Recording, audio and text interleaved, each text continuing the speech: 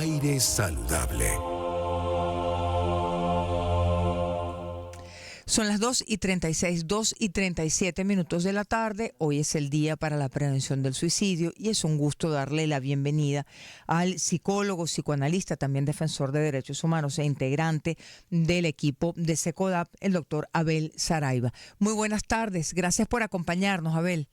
Gracias, Vanessa, por la invitación para hablar de este tema, sobre todo que sé que muchas veces da miedo a los medios de comunicación y a la gente en general. Pensamos que hablar del suicidio lo promueve y de hecho todo lo contrario. O sea, todos los estudios, todos los expertos recomiendan, de hecho, que hablemos sobre el tema justamente para prevenirlo. De hecho, esa es la consigna de este año de parte de la Organización Mundial de la Salud, que podamos cambiar la narrativa alrededor del tema del suicidio, destacando la importancia que tiene para las personas poder recibir apoyo oportuno y de calidad para poder hacer frente a esta realidad que afecta a millones de personas en el mundo. Abel, y empezamos por allí, gracias también por la introducción. ¿Es un problema de salud pública el suicidio en adolescentes, en niños incluso? Sí, sin duda. En el caso de la población global, podemos estar hablando de que el suicidio es una de las 5 primeras causas de muerte en población menor a 30 años. Y en el caso de Venezuela, pues nosotros hemos visto que hay un incremento de los índices que no sugieren riesgo suicida, ¿no? Porque es difícil poder estimar cuántos se cometen porque no tenemos la data oficial para poder hacerlo, pero lo que sí podemos afirmar es que la intención de realizarlo es algo que ha venido incrementándose en el tiempo, especialmente después de la pandemia, a partir también de la aparición de casos, sobre todo de ansiedad y depresión. Muchos adultos piensan que los niños y los adolescentes no se ven afectados por esta problemática porque su único problema sería básicamente estudiar. Sin embargo, los datos nos revelan lo contrario, incluso nos hablan de unas diferencias que vale la pena destacar. Por ejemplo, las adolescentes en Venezuela tienen hasta 3 veces más riesgo de tener ideación suicida que los adolescentes masculinos, no porque los adolescentes masculinos no lo piensen o no tengan vulnerabilidad, sino porque hay otras formas de violencia sexual, violencia basada en género, sistemas de exclusión, de responsabilidad excesiva sobre las adolescentes que infringen una mayor presión, ¿no? Y tenemos quizá como la población Es decir, hay más vulnerable. presión sobre las muchachas, es lo que entendemos, ¿sí? Por eso el riesgo mayor para ellas. Sí, sin duda, porque además hay formas de violencia diferenciadas que afectan a las adolescentes y que es algo que valdría la pena siempre tener en cuenta. Ahora, lo que vemos en las estadísticas mundiales nos plantea que, paradójicamente, quienes más lo materializan son varones, ¿no? Y esto tiene que ver, con también la cultura de lo que tiene que ver con acceso a armas de fuego, exposición a conductas de riesgo, entre otros, que son factores agravantes. Ahora, hay una población que todavía tiene un riesgo superior, de acuerdo a nuestras estimaciones. Estamos hablando de que de cada 10 niños que presentan algún tipo, niños o adolescentes que presentan algún tipo de ideación suicida, aproximadamente 6 de estos pues pueden estar también vinculados con el tema de LGBTIQ+. ¿Qué quiero decir con esto? O sea, niños con cualquier condición, con cualquier género, con cualquier orientación religiosa o de cualquier tipo, pueden verse afectados por esta problemática.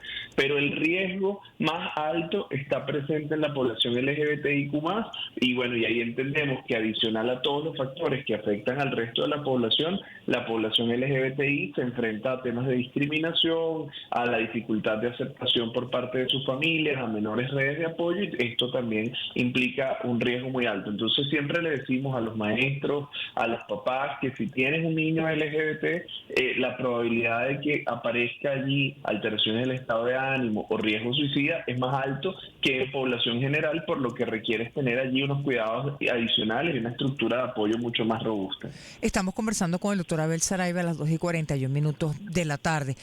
Abel, hablaba de ansiedad y depresión. Nos cuesta asociar estas emociones o estos estados de ánimo con niños y adolescentes.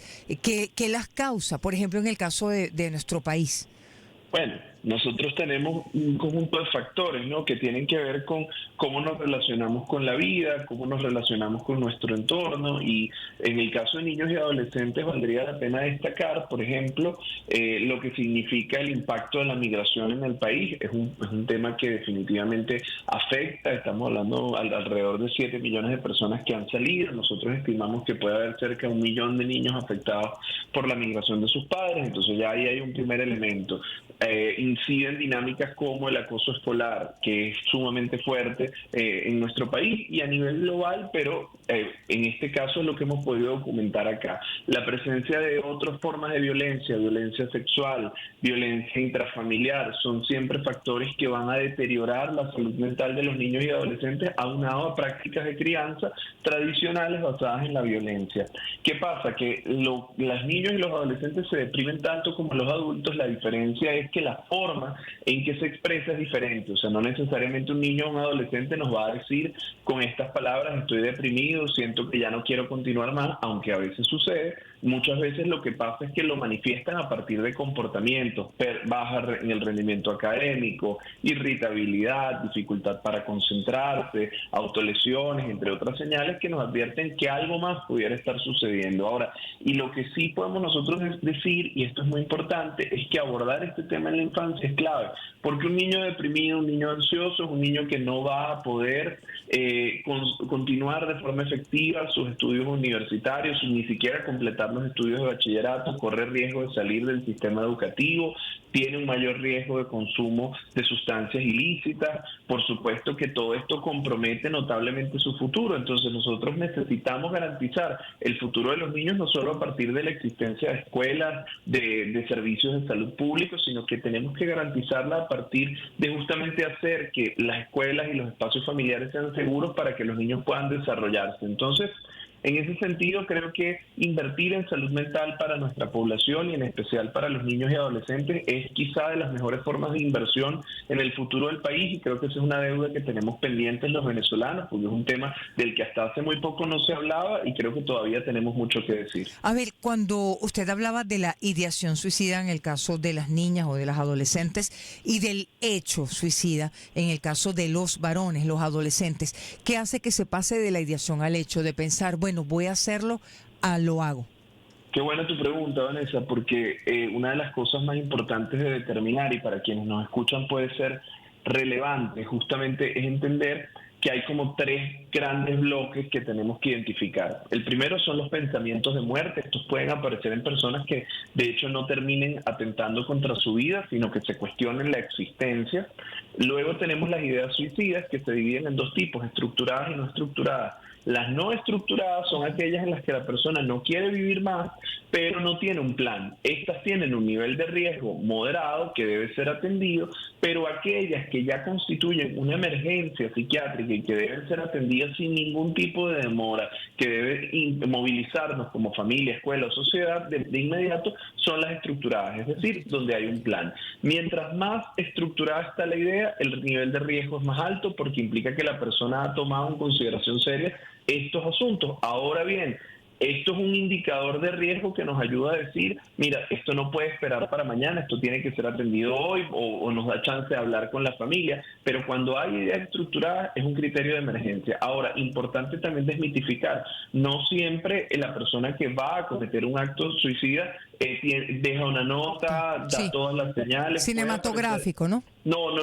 A veces sí, pero muchas veces también puede ocurrir en medio de una pelea, en medio de una situación de impulso, puede venir acompañada sobre todo o con un detonante de alguna otra condición previa que tenga la persona, que puede ir desde un trastorno del control de los impulsos, hiperactividad con déficit de atención, un trastorno bipolar. O sea, pueden haber muchos otros factores que de alguna manera nos lleven a ver un suicidio que no dio señales, o al menos no dio las señales tan claras como las que nosotros estamos acostumbrados en el cine. Importante entender, sí, que por lo general hay un proceso de deterioro que cuando lo ignoramos nos enteramos a partir del desenlace fatal. La idea es advertir justamente que si estamos atentos a la salud mental de nuestros hijos, cualquier cambio abrupto que veamos en los patrones de sueño, alimentación, comportamiento, rendimiento académico, higiene personal y valoración de sí mismo, son señales que debemos tomar muy en serio, porque como papás o mamás no tenemos por qué ser especialistas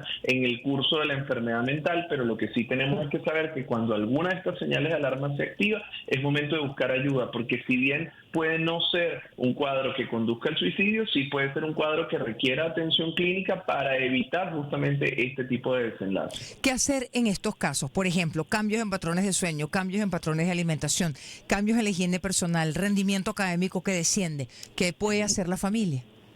Bueno, el paso uno es tratar de primero hablar con el niño o con el adolescente para entender cómo se siente, si está dispuesto a recibir ayuda, poder comprender desde su perspectiva qué puede estar sucediendo. Cuando hay casos de violencia, sobre todo violencia sexual y acoso escolar, es común que los niños y los adolescentes no quieran dar mayor información a priori, pero tendríamos que hacer el ejercicio como familia de tratar de entender los cambios en los últimos 6 meses de vida. Es decir, ha habido migraciones, ha habido muertes, ha habido pérdidas, ha habido violencia, ha habido cambios que nos ayudan a entender lo que está pasando. Creo que eso siempre es importante comprenderlo. Ahora, si se dan estas señales de las que hemos hablado, no tienen por qué darse todas, pueden darse 2 o 3 o pueden ser una incluso muy intensa, nosotros entonces tenemos que buscar ayuda profesional. Creo que es importantísimo entender que la ayuda profesional es determinante en este tipo de casos, no ponernos en manos de cualquier persona que parece tener una idea, porque esto es un asunto muy delicado donde incluso nos podemos jugar la vida. Entonces, importantísimo buscar ayuda. La gente no tiene duda de que si se te daña el teléfono lo llevas al técnico, que si se te daña el carro lo llevas al mecánico. Bueno, de la misma manera, si tienes algún problema que tiene que ver con estas áreas de la vida, necesitas ayuda profesional. En Secodap nosotros tenemos un servicio que brinda atención psicológica gratuita a niños y adolescentes y puede ofrecer respuesta ante este tipo de situaciones. Para ello, y me permite, Vanessa, compartir el número de contacto 0424 0424 284 2359, 0424 284 2359, y en nuestras redes sociales @Secodap, comienza con C y termina con P.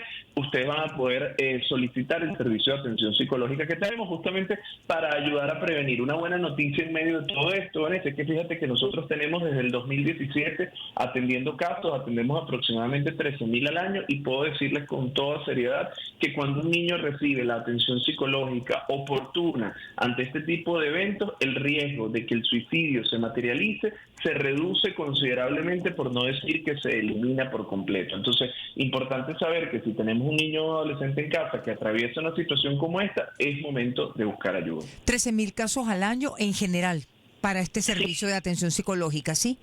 Sí, correcto. ¿Cuántos de esos 13,000 casos son por riesgo suicida? A ver. Mira, nosotros estamos hablando de que de esos 13,000 casos, aproximadamente un 36% de ellos corresponde a casos de ansiedad y depresión, y de ese 36%, aproximadamente un 28% de ellos presenta ideación y riesgo suicida. Nosotros pudiéramos estar hablando entre 700 a 800 casos más o menos anuales que tienen el perfil de más alto riesgo, ¿ok? Esto es un servicio que, si bien atiende casos a nivel nacional, vale la pena destacar que es un servicio que es una muestra, ¿no? La realidad del país es una realidad mucho más compleja, que requiere estudios más amplios, pero que sí nos da una idea de que, bueno, de que año a año estamos recibiendo más casos con esta problemática, y es un tema que necesitamos abordar juntos como sociedad, la sociedad civil, los padres, las familias, el Estado también tiene que poner atención sobre este asunto, de manera que, bueno, que podamos brindar respuestas integrales, y esperemos en algún momento podamos tener una política pública en materia de salud mental para proteger a toda la familia venezolana. Abel Saraiva, muchísimas gracias. Gracias por acompañarnos esta tarde, Abel. Gracias a ti por la oportunidad. Gracias. 2:50. Despedimos esta conversación con el doctor Abel Saraiva, integrante del equipo de Secodap, y seguimos con el tema y le damos la